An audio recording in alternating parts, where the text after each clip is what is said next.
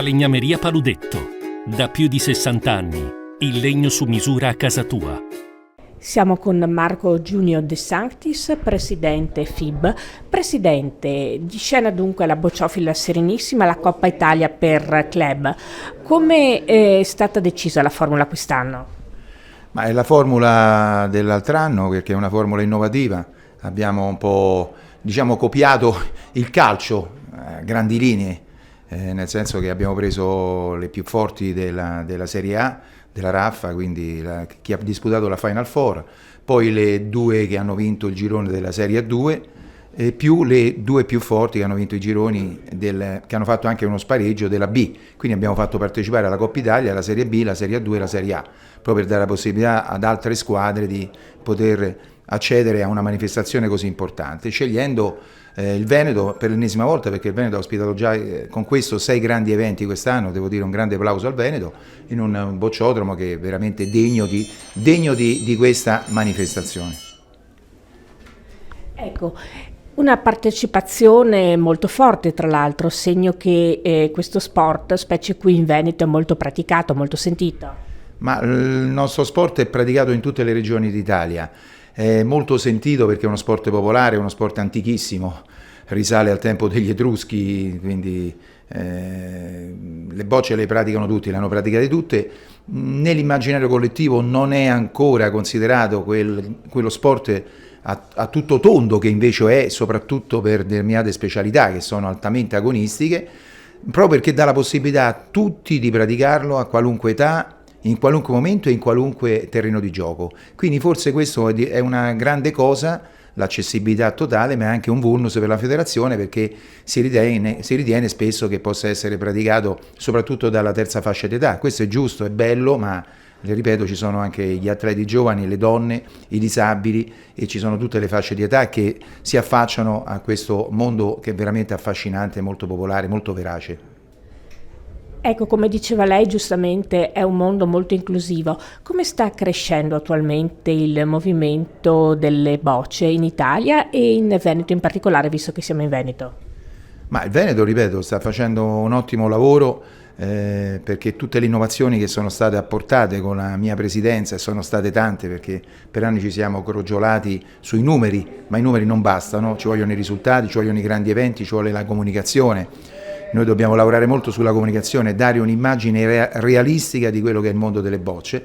Quindi il Veneto sta andando veramente bene, sta seguendo il passo della federazione. In Italia stiamo cercando di sviluppare le specialità in tutte le regioni, perché noi abbiamo purtroppo delle regioni dove si pratica una o massimo 2 specialità, dovremmo praticarle tutte in tutte le regioni. Ecco, quello è sviluppo delle bocce, e soprattutto al sud. Al sud c'è ancora un gap, c'è ancora una distanza notevole tra il centro-nord, il nord soprattutto, e il sud boccistico.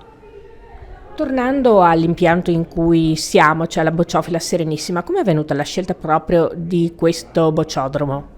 Ma non è venuta una scelta, si è candidata il Veneto, si è candidata la società, non avevamo altre candidature all'altezza, e quindi abbiamo ritenuto che fosse la struttura giusta per ospitare questo bellissimo evento.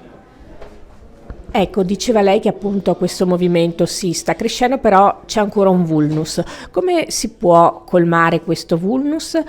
In particolar modo per cercare di attrarre le cosiddette nuove leve a praticare questo sport, che cosa si può dire, che cosa si può fare in particolare?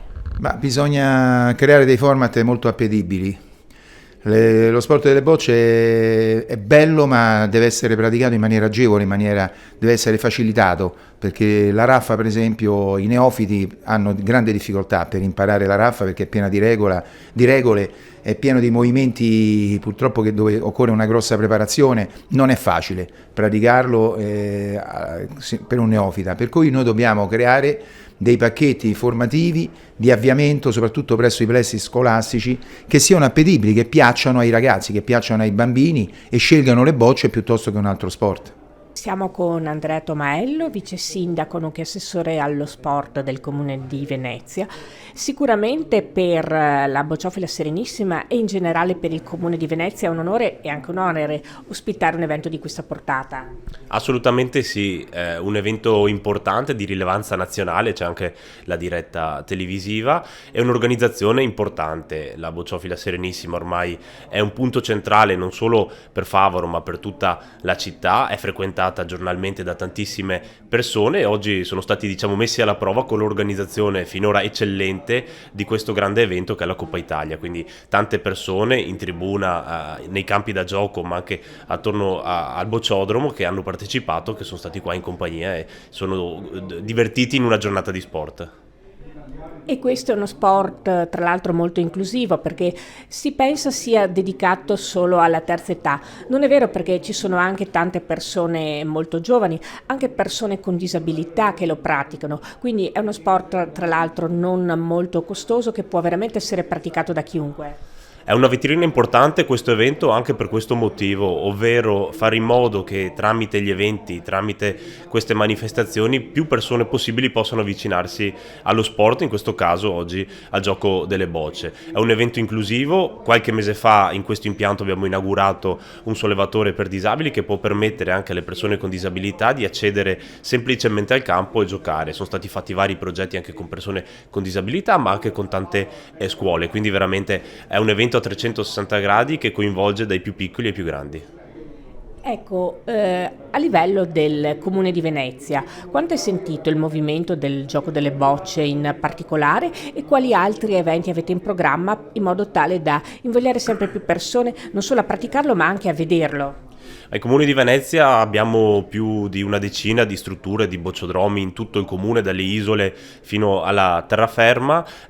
Diciamo che alcuni sono anche molto frequentati, alcuni un po' meno, però ce ne sono tanti dove le persone vanno, partecipano e stanno in compagnia. Molti di questi hanno partecipato alle iniziative che facciamo come settore sport, quelle il saltacorisoga o lo sprint, ovvero di coinvolgere durante il periodo estivo più persone per poter svolgere un'attività sportiva e stare in compagnia. Quindi anche sotto questo punto di vista ci sono tante realtà come quella dove siamo oggi, ma anche altre, anche in alcune isole, che sono efficienti ed efficaci perché sono attive e coinvolgono tanti cittadini.